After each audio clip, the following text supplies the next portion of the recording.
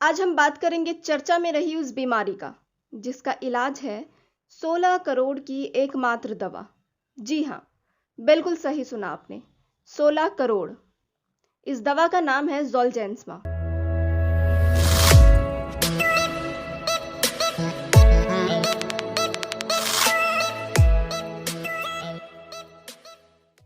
हाल ही में हैदराबाद के अयांश गुप्ता को ये 16 करोड़ की इंजेक्शन लगाई गई।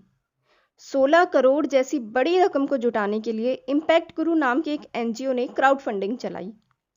दिल से शुक्रिया उन 62,493 डोनर्स का जिन्होंने सिर्फ 131 दिनों में इस टारगेट को पूरा किया। चलिए जानते हैं कि ये बीमारी आखिर है क्या।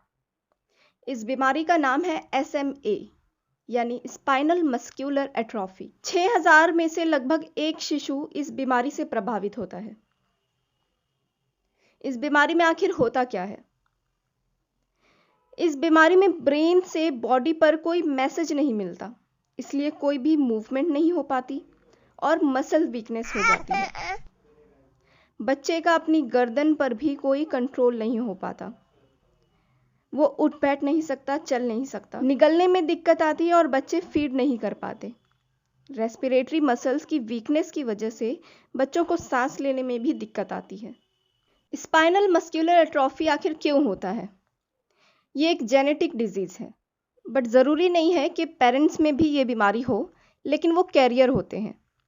बॉडी में क्रोमोसोम 5 में SMN1 जीन होता है, जिसमें अगर खामी आ जाए तो ये बीमारी हो सकती है। SMN1 का मतलब सर्वाइवल मोटर न्यूरॉन 1।